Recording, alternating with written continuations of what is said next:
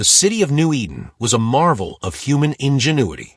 Skyscrapers pierced the clouds, their surfaces alive with holographic advertisements. Drones buzzed like mechanical bees, delivering packages and scanning faces. Everyone was connected, everyone was tracked, and everyone was content, or so it seemed. Elias sat in his cubicle at Omnitech, the largest tech corporation in the world.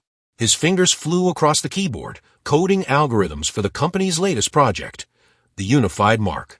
It was supposed to be the ultimate convenience, a single implant that would replace IDs, credit cards, and even passwords. One mark, one system, one future, the slogan went. But something about it gnawed at him.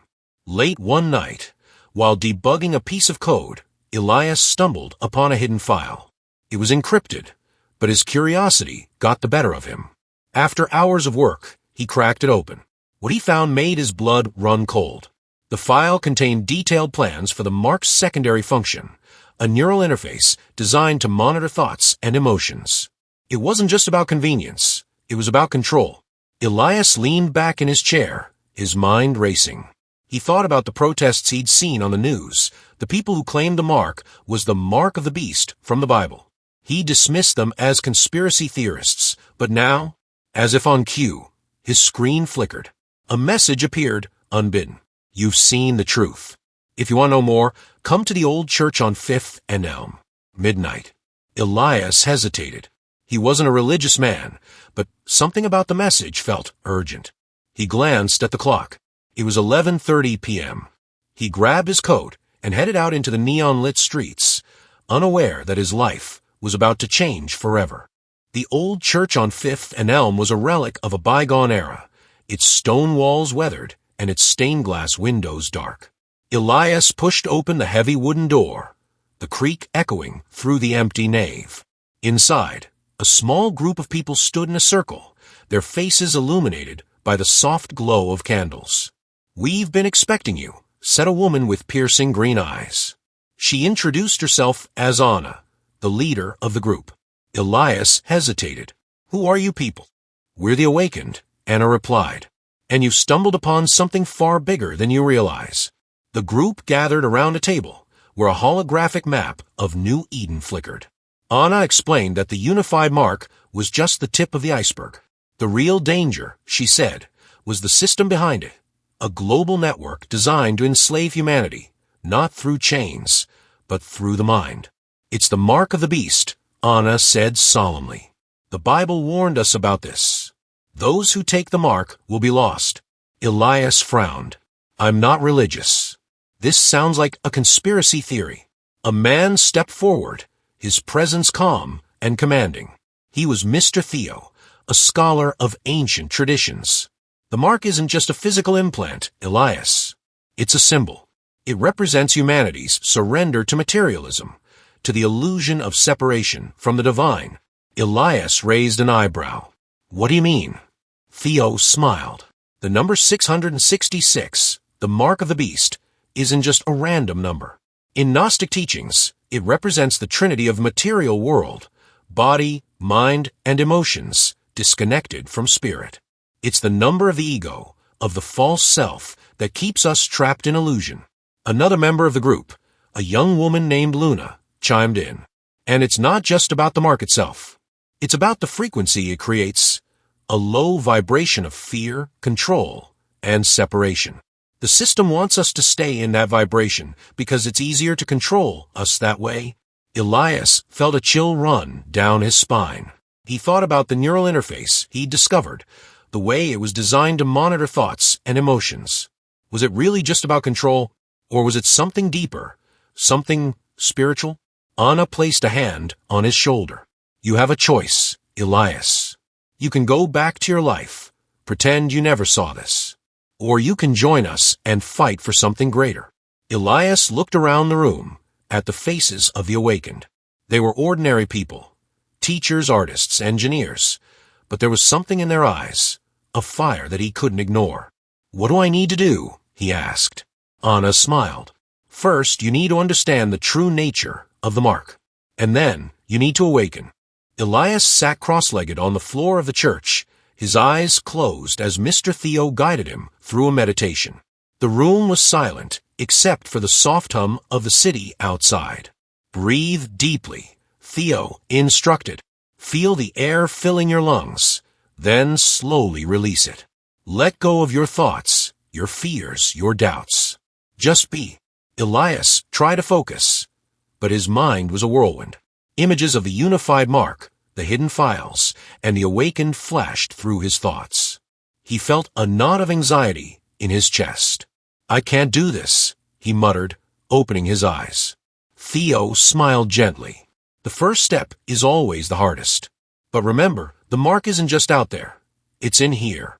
He tapped his forehead. It's the voice that tells you you're not enough. The fear that keeps you trapped. To defeat the mark, you must first defeat the illusion within. Elias sighed and closed his eyes again. This time, he focused on Theo's voice, letting it guide him deeper into the meditation. Slowly, the chaos in his mind began to settle. Over the next few days, Elias immersed himself in the teachings of the awakened. He learned about the Gnostic concept of the divine spark, the idea that every person carries a piece of the divine within them, but it's buried under layers of ego and illusion. The mark, Theo explained, is a symbol of that separation. It's the world's way of keeping us asleep, of convincing us that we're nothing more than bodies and minds. But we are so much more. Luna showed Elias how to use technology as a tool for awakening rather than enslavement. She taught him to hack into the system's frequencies, not to cause chaos, but to spread messages of truth and hope. The system thrives on fear, she said, but love, real, unconditional love, is a frequency it can't control. That's our weapon. Elias began to see the world in a new light. He noticed how people walked through the streets, their eyes glued to their screens, their minds numb to the beauty around them. He saw how the system fed them distractions, endless streams of entertainment, news, and advertisements, to keep them from asking the big questions. Who am I? Why am I here? One night, as he meditated in the church, Elias had a vision. He saw himself standing in a vast, dark void, surrounded by chains. But as he focused on his breath, the chains began to dissolve, and a light emerged from within him. It grew brighter and brighter until it filled the void, and he felt a sense of peace he had never known. When he opened his eyes, Theo was smiling. You're beginning to awaken, he said. Elias nodded, a newfound determination in his eyes. What's next? Theo's expression turned serious. Now you must confront the system, not just out there, but within yourself. The real battle is about to begin. The awakened gathered in the basement of the church, their faces lit by the glow of holographic screens. Maps, schematics, and lines of code floated in the air, a digital blueprint of the system they aimed to dismantle. The unified mark is set to launch in 1 week, Anna said, her voice steady but urgent. If we don't act now, it'll be too late. Elias leaned over a table, studying the plans. His coding skills had become invaluable to the group, but he knew this wasn't just a technical battle. It was a spiritual one. Luna handed him a small device. This is a frequency modulator. It'll disrupt the system's control signals, but it's also designed to emit a counter-frequency, one of love and unity. It's not just about breaking the system. It's about awakening the people. Elias nodded, slipping the device into his pocket. He felt a mix of excitement and fear. This was it, the moment he'd been preparing for. But as the group finalized their plans, Elias felt a growing unease. It wasn't just the danger of the mission. It was something deeper, something inside him. That night, he sat alone in the church, meditating. As he closed his eyes, he was confronted by a vision of himself, a shadowy version, filled with doubt and fear. You think you can win, the shadow sneered. You're just one person. The system is too powerful. You'll fail, and you'll drag everyone down with you. Elias's heart raced, but he remembered Theo's teachings. You're not real, he said firmly. You're just the ego, the illusion. I am more than you. The shadow laughed. Are you? Look at yourself. You're weak. You're afraid. You'll never be enough. Elias took a deep breath, focusing on the light within him. I am not my fears. I am not my doubts. I am the divine spark, and I cannot be controlled. As he spoke, the light grew brighter, dissolving the shadow until it was gone. Elias opened his eyes, feeling a sense of clarity and strength he had never known. The next morning, the awakened set their plan into motion. Elias and Luna infiltrated Omnitech's headquarters, using their skills to bypass security and access the central server. As they worked, Elias felt a strange calm. He knew this wasn't just about hacking a system, it was about breaking the chains of illusion. But as they reached the final stage, alarms blared. Security drones swarmed the room, their red lights scanning for intruders.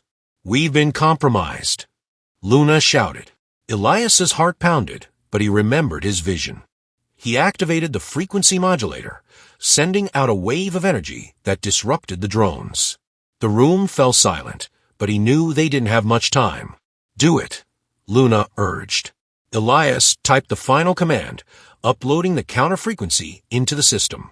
A message appeared on the screen, transmission complete. But before they could celebrate, the door burst open. Armed guards stormed in, their weapons trained on Elias and Luna. Elias raised his hands, a strange sense of peace washing over him. He had done what he came to do. The rest was out of his hands.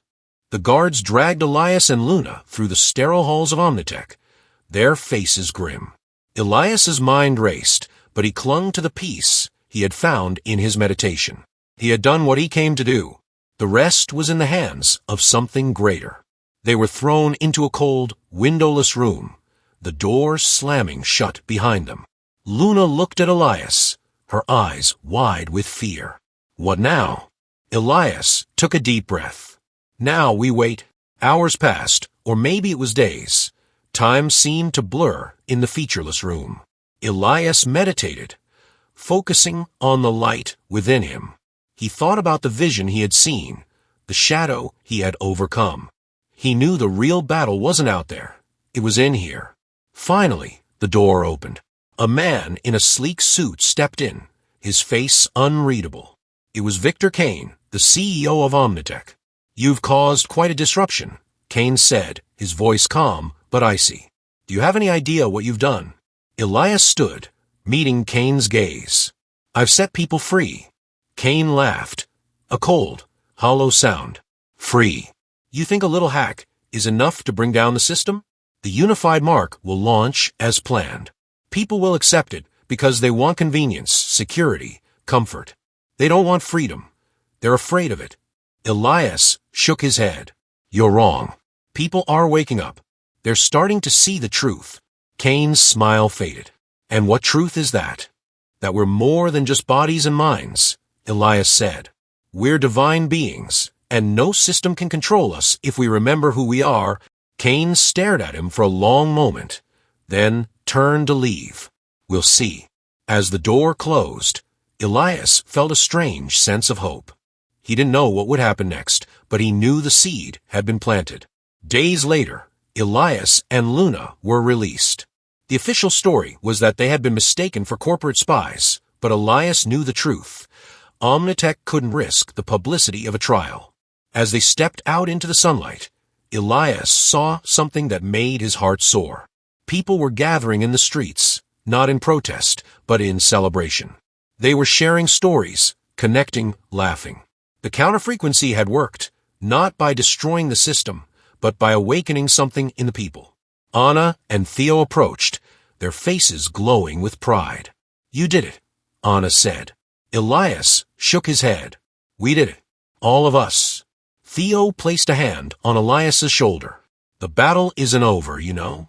The system will adapt, and the illusion will try to pull people back in. But the awakening has begun, and that's something they can't undo. Elias nodded, looking out at the crowd. He saw faces filled with hope, with light. He knew the journey ahead would be long and difficult, but he also knew the truth. The mark of the beast wasn't a physical implant or a system of control. It was the illusion of separation, the belief that we are less than we are.